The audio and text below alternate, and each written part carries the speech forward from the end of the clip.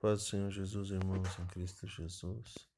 Quero falar um pouco sobre a liturgia, o perigo da liturgia. Comecei aqui com Romanos 10, 2, porque lhe dou testemunha de que eles têm zelo por Deus, porém não com entendimento. Então, o que é a liturgia? Para que serve? Deus se alegra com a liturgia? No Novo Testamento há espaço para a liturgia?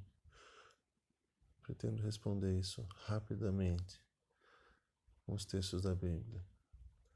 Então vamos dar um pulo no seguinte texto. Eu estou aqui em 1 Coríntios 14. Que fazer, pois, irmãos, quando vos reunis? Um tem salmo, outro doutrina, este traz revelação, aquele outra língua, e ainda outro interpretação. Seja tudo feito para edificação. No caso de alguém falar em outra língua, que não sejam mais do que dois, ou quando muito três, e isto sucessivamente, e haja quem interprete. Mas não havendo intérprete, fique calado na igreja, falando consigo mesmo e com Deus. Tratando-se de profetas, falem apenas 2 ou 3, e os outros julguem. Se, porém, vier revelação a outrem, quem esteja sentado, cale-se o primeiro. Se, porém, vier revelação a outrem que esteja assentado, cale-se o primeiro, porque todos podereis profetizar, um após outro, para todos aprenderem e serem consolados. Então, irmãos, eu não sei quanto a vocês, mas eu não me lembro de ter participado de um culto assim. Eu já participei de algumas reuniões de oração semelhantes ao que está descrito aqui. Eu já participei em monte, orando no monte com os irmãos, quando se assemelhou a isso. Muito raro acontecer isso. Por quê? Porque alguém em algum momento achou que deve ter uma ordem humana no culto. Então eles determinaram que existe um começo, vem alguém, lê uma palavra, aí depois toca-se um hino. Quem que determinou isso? Eu gostaria de saber. Porque na Bíblia eu não vejo isso. O que na Bíblia a gente vê é uma reunião onde você entra sem saber o que vai acontecer. Uma movimentação de Deus. Nós temos profetas profetizando. Nós temos sendo falado em línguas com intérprete. Aqui, note que ele não fala que aquele que ora em língua sem intérprete tem que ficar quieto. Não, ele fique calado na igreja, falando consigo mesmo e com Deus. Ora, quem fala, pronuncia. Ele tem que pronunciar consigo mesmo e com Deus. Ou seja, continua orando em língua. Mas não ore para que todos ouçam. Ou seja, não ore como sendo a palavra que está dominando o ambiente. Não, ore consigo mesmo e com Deus. Não está mandando parar de orar em línguas. Irmãos, o que virou os nossos cultos? Eu digo para vocês que a liturgia é uma das piores coisas que acontece na igreja do Senhor Jesus Cristo. A liturgia, no sentido de aquela coisa pronta. Todo mundo já sabe qual é o seu papel. Eu vou chegar, vou pegar um violão, eu vou tocar. Outro vai chegar, vai falar. Outro vai lá falar a respeito das ofertas. Isso não é o que consta na Bíblia Sagrada. Isso está matando o povo de fome. O povo está participando desse culto e a Igreja de Cristo, que tem vários membros, ela está sendo amputada e engessada. Vamos ler outros textos aqui. Estou aqui em 1 Coríntios 12. Pois em um só Espírito todos nós fomos batizados, em um corpo, quer judeus, quer gregos, quer escravos, quer livres. E a todos nós foi dado beber de um só Espírito, porque também o corpo não é um só membro, mas muitos. Se disser o pé, porque não sou mão, não sou corpo, nem por isso deixa de ser do corpo. Se o ouvido disser, porque não sou olho e não sou corpo, nem por isso deixa de o ser. Se todo o corpo fosse olho, onde estaria o ouvido? Se todo fosse ouvido, onde o olfato? Mas Deus dispôs os membros, colocando cada um deles no corpo como lhe aprouve. Se todos, porém, fossem um só membro, onde estaria o corpo? O certo é que há muitos membros, mas um só corpo. Não podem os olhos dizer à mão, não precisamos de ti, nem ainda a cabeça aos pés, não preciso de vós. Então, a decisão feita pela liturgia, ela retira aquilo que foi falado no outro texto, do capítulo 14. Ela retira essa espontaneidade, vamos dizer assim, mas não é espontaneidade, é um mover do Espírito Santo. Então, quando você faz a liturgia, você já determina eu elejo você como o líder do louvor.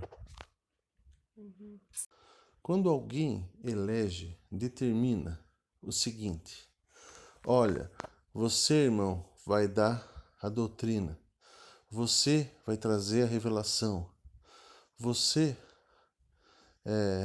vai falar em línguas, ou vem aqui, irmãos, que você vai trazer uma palavra para a igreja. Sim, toda vez que você faz isso, você está indo contra esse mandamento.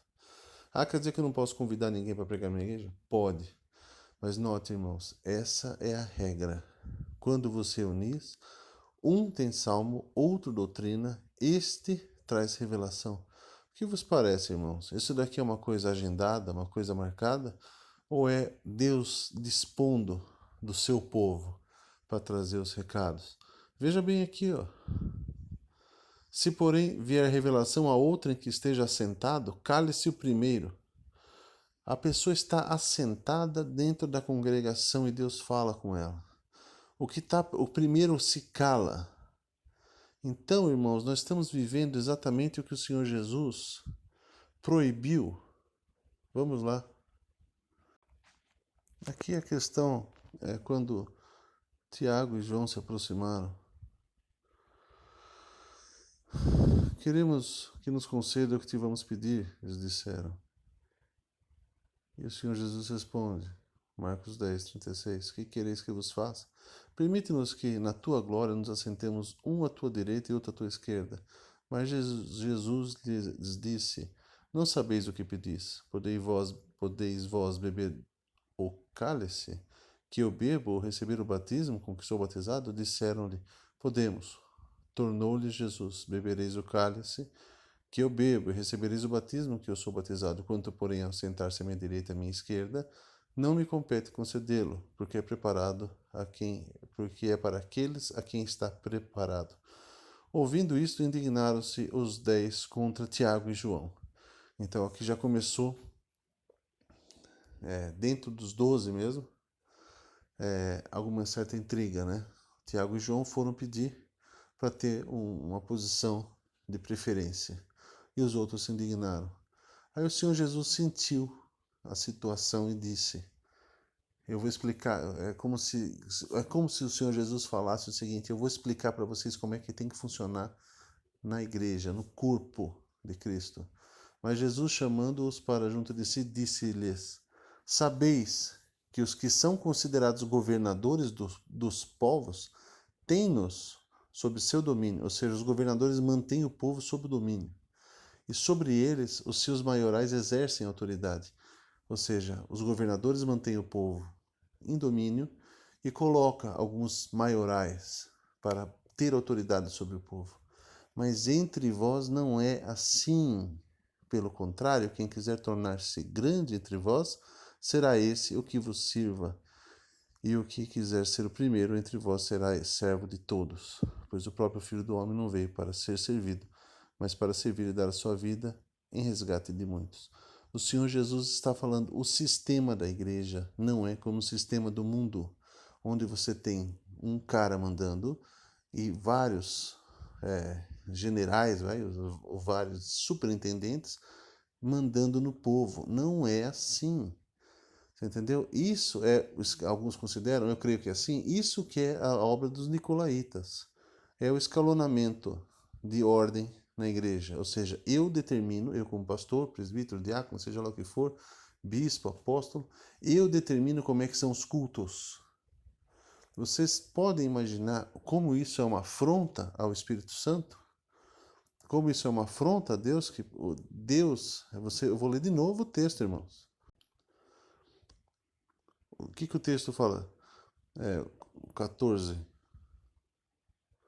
Coríntios 14, só um instante. O que o texto fala? O texto fala, tratando-se de profetas, falem apenas 2 ou 3, e os outros julguem. Os próprios profetas vão ver, tem 2 ali, eu vou ficar quieto, porque o espírito do profeta está sujeito ao profeta, eu posso controlar o que eu vou falar. Mas quem faz essa dinâmica é o próprio profeta, percebendo. Ele se participa de um corpo, ele sente que aquele não é o momento. Se tiver em espírito a igreja flui nesse mover. Então, qual é a função do líder? É educar a igreja. Isso é assunto para um outro estudo. Admoestar a igreja. Inclusive, exercer autoridade no sentido de repreender e talvez até excluir, como o apóstolo Paulo fazia, entregava a Satanás, como ele falava, para que a pessoa se arrependa e se salve a alma. Depois a pessoa arrependeu-se, volta. O que nós vemos hoje? Nós vemos hoje um absurdo de uma apresentação. O culto é uma apresentação. As pessoas sentam, elas assistem o culto, aí o pastor fala, aí o louvor canta. Onde que está esse texto no culto de hoje? Eu gostaria que os irmãos mostrassem para mim. Onde que está esse texto nos cultos de hoje? Irmãos, a gente só vê isso em monte. A igreja está engatinhando. Nada se assemelha a isso.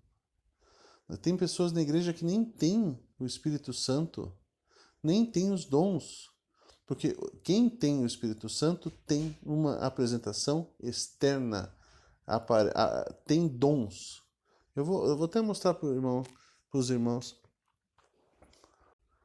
O apóstolo Paulo, aqui em Atos 19, aconteceu que estando Apolo em Corinto, Paulo, tendo passado pelas regiões mais altas, chegou a Éfeso e, achando ali alguns discípulos, perguntou-lhes: recebestes, porventura, o Espírito Santo quando crestes?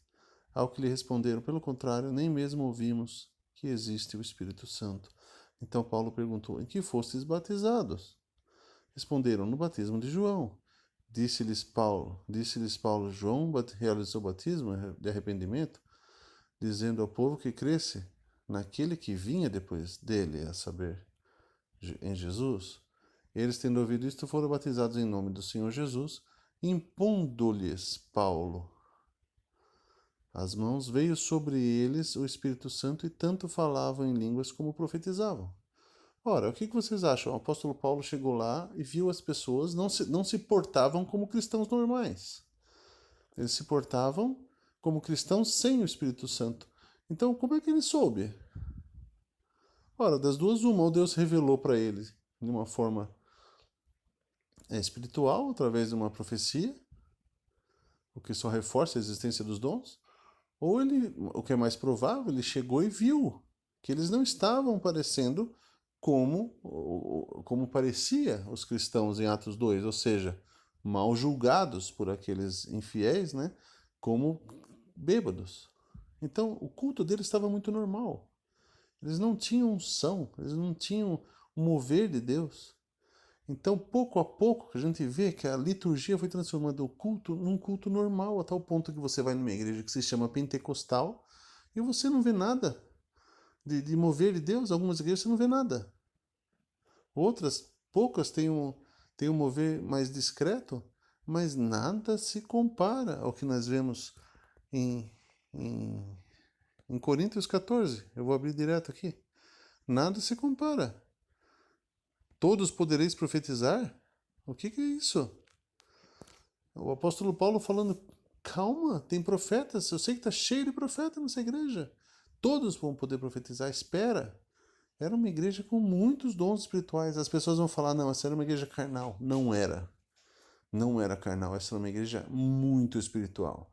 Tinha um caso de alguém que tinha relações sexuais ilícitas. Um caso. Deus tenha misericórdia de nós hoje. Fale para mim qual igreja que não tem problema nessa área. Então, nessa igreja sobrava profeta. E o apóstolo Paulo, sobrava não, Deus sabe, mas tinha muitos profetas. Deus dá aos profetas na medida que eles buscam. Sobrava no sentido de que é muito mais do que tem hoje. Então, irmãos, alguma coisa está muito errada. Tem que ser reformado tudo isso. E eu aconselho que se comece pela liturgia. Porque, como diz a palavra de Deus, pois todos os que são guiados pelo Espírito de Deus são filhos de Deus. Então, irmãos, seja lá o que vocês forem fazer, sejam guiados pelo Espírito Santo. Quando uma reunião acontece e ninguém sabe nem o que vai acontecer, não tem um líder. Eu não estou falando que não tem liderança.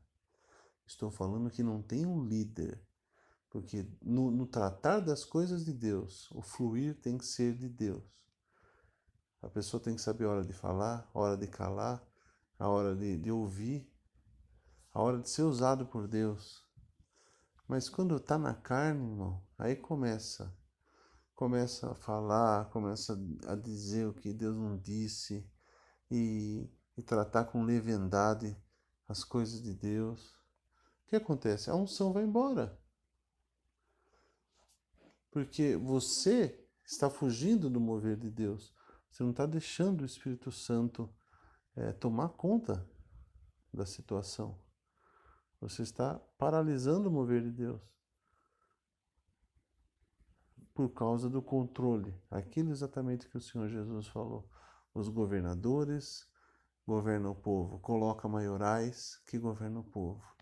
Então, irmãos, essa não é a fórmula da igreja. A fórmula da igreja é: todos vocês podem profetizar. Amém, irmãos? Então é necessário buscar maturidade espiritual, buscar os fundamentos da fé. O trabalho é muito árduo, a igreja está despreparada. A igreja está despreparada. Uma igreja muito desfigurada, totalmente devastada por tradições. Até as igrejas que se dizem pentecostais. É necessário um grande ensino na igreja. É necessário que haja uma reforma muito grande na igreja. Por isso que está vindo, eu creio. Tudo isso, porque a igreja hoje em dia ela é dada às prostituições mesmo. Deus tenha misericórdia na nossa vida, na nossa igreja, e a gente possa procurar viver o mover de Deus sem a liturgia criada pelos homens. Amém? Deus nos abençoe e nos proteja. Em nome de Jesus.